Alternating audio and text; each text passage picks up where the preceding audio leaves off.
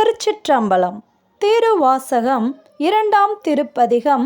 கீர்த்தி திரு அகவல். கழுமலம் அதனில் காட்சி கொடுத்தும்.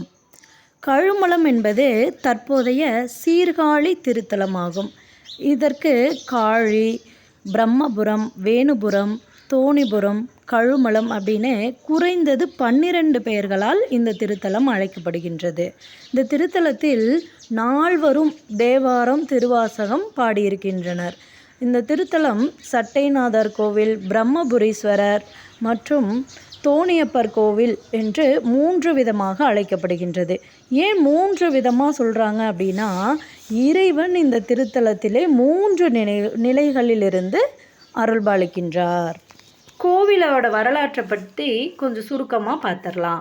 சீர்காழி திருத்தலம் அப்படிங்கிறது எங்கே இருக்குன்னா, மயிலாடுதுறை மாவட்டத்தில் அமைந்திருக்கு. அதாவது முன்னாடி பழமையான காலத்தில் மாவட்டங்களெல்லாம் பிரிக்காததுக்கு முன்னாடி தஞ்சாவூர் மாவட்டம்னு சொல்லுவாங்க. இப்போ மயிலாடுதுறை மாவட்டத்தில் அமைஞ்சிருக்கு. இந்த திருத்தலமானது திருஞான சம்பந்தரோட அவதார திருத்தலமாகவே கருதப்படுகின்றது. அதாவது ஞான சம்பந்த பெருமான் 3 வயது குழந்தையாக இருக்கிறாரு. இப்போது ஒரு சமயம் அவர் அப்பா சிவபாத விருதையர் அப்படின்னு அவர் கூட குளத்தில் குளிக்க போகிறாரு. கூடவே ஞான சம்பந்த பெருமானையும் கூட்டிகிட்டு போகிறாரு. அப்போ குளக்கரையில் சம்பந்த பெருமானை உட்கார வச்சுக்கிட்டு இவர் குளத்துக்குள்ளே போகிறாரு. இப்போ கொஞ்ச நேரம் அவங்களோட தந்தை நீரில் மூழ்கி இருந்த சமயத்தில் அப்பாவை காணோன்னு குழந்தை அழுக ஆரம்பிச்சிருச்சு. அப்போது எப்படி அழுகுது? அம்மா அப்பா காணோம் அப்படின்னு அழுதுட்டுருக்கு. அந்த நேரம் இறைவன் சம்பந்த பெருமானை ஆட்கொள்ள நினைக்கின்றாரு. அப்போது உமாதேவியோடு சேர்ந்து ஞான சம்பந்த பெருமானுக்கு காட்சி கொடுத்து ஞானப்பாலை உமையம்மை ஊட்டுகின்றார். அந்த பாலை பருகியதும் குழந்தை சிவஞானத்தை பெற்றது. இப்போ குளிச்சுட்டு வந்த தந்தை பார்க்குறாரு, குழந்தை வாயில் லைட்டாக பால் ஒட்டிகிட்ருக்கு. அப்போது அதை பற்றி குழந்தைகிட்ட கேட்குறாரு, ஏது பால், யார் கொடுத்தாங்க அப்படின்னு சொல்லி குழந்தையோட அப்பா குழந்தைகிட்ட கேட்குறாரு. அப்போ சம்பந்த பெருமான் பாடுறாரு. கோவிலை காமிச்சு தோடுடைய செவியன் அப்படின்னு தொடங்குற தேவார பாடலை பாடி யார் பாலை கொடுத்தாங்க அப்படின்னு அவங்க அப்பாவுக்கு இறைவனை அடையாளம் சொல்கிறாரு. வந்தது அந்த அம்மையப்பனும் உமாதேவி தாயாரும் அப்படிங்கிறத அடையாளமாக தேவார பாடல் பாடி சொல்கிறாரு.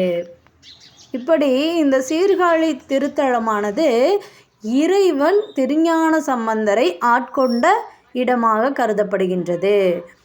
இங்கே இறைவன் தோணியப்பர் அப்படின்னு சொல்லப்படுறாரு. ஏன் அப்படின்னா, ஒரு தடவை பெருங்கடல் பொங்கி எழுந்து பிரளயம் ஏற்படுது. ஏற்பட்ட பிரளயமானது இந்த அண்டத்தையே அழித்து விட்டது. அப்போது இறைவன் உமா மகேஸ்வரராக வர்றாரு. அதாவது உமாதேவியும் இறைவனும் சேர்ந்து பிரணவத்தை தோணியாக அமைத்து அந்த கடலில் அப்படியே மிதந்து வர்றாங்க. இந்த திருத்தலத்தை, அதாவது சீர்காழி திருத்தலத்தை அடையிறாங்க. அப்போ இங்கே தங்கி இருந்த இறைவன் அண்டத்தை உருவாக்குறாரு. அதனால தான் இந்த திருத்தலநாதருக்கு தோணியப்பர் அப்படிங்கிற பெயர் வந்தது.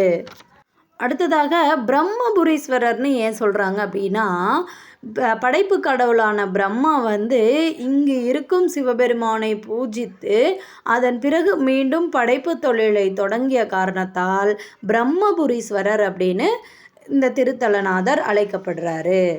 சட்டைநாதர், இந்த திருத்தல சட்டைநாதருக்கு 2 விதமான வரலாறு இருக்குது. ஒன்று என்னன்னா, ஒரு சித்தர் ஒருவர் இருந்தார். அவர் பெயர் சட்டை முனி சித்தர்னு பேர். இப்போது சிவபெருமானோட அம்சமான சட்டைநாதரை இங்கு அவர் வழிபட்டு கொண்டிருந்தார். அப்போது முனிவர் அணிந்திருந்த ஆடை, அதாவது சட்டையில் இருந்து சிவலிங்கம் தோன்றியதாக சொல்லப்படுகின்றது. அதனால்தான் இங்குள்ள இறைவன் சட்டைநாதர் அப்படின்னு சொல்லப்படுகின்றார். இதற்கு இன்னொரு வரலாறும் இருக்குது. சட்டைநாதர் அப்படிங்கிற பெயர் வர்றதுக்கு இன்னொரு காரணமும் இருக்குது. மகாபலி என்னும் அசுர மன்னன் பற்றி நமக்கெல்லாம் நல்லாவே தெரியும். அப்போது மகாபலி யார் அப்படின்னா, இரண்யகசிபு அவரோட வழி வந்தவர் தான்.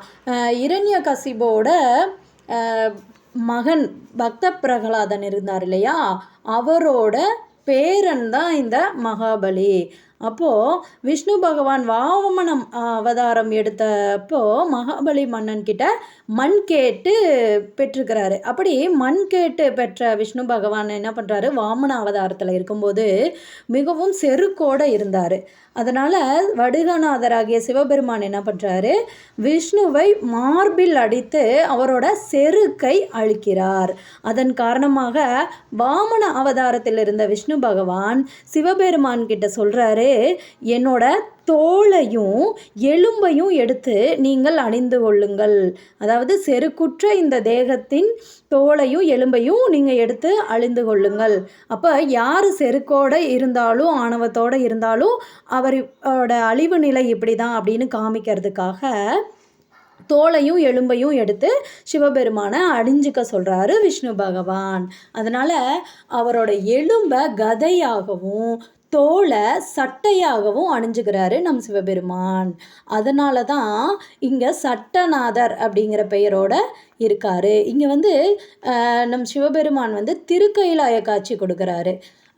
காளிங்கன் அப்படிங்கிற பாம்பு இந்த தலத்தை பூஜை செய்தங்காட்டிக்கு ஸ்ரீ காளிபுரம் அப்படின்னு இருந்தது. இப்போது ஸ்ரீ காளி சீர்காழி அப்படிங்கிற பெயராகவும் மாறிடுச்சு. இப்படிப்பட்ட சீர்காழி திருத்தலத்தை பற்றி இன்னும் நிறைய பேசிக்கிட்டே போகலாம். நிறைய புராண வரலாறுகளும் இருக்குது. அப்போது மாணிக்கவாசகர் என்ன சொல்கிறாரு, கழுமலம் அதனில் காட்சி கொடுத்தும் அப்படிங்கிறாரு. சீர்காழியில் காட்சி கொடுத்தும் அப்படின்னு பாடுறாரு. திருச்சிற்றம்பலம்.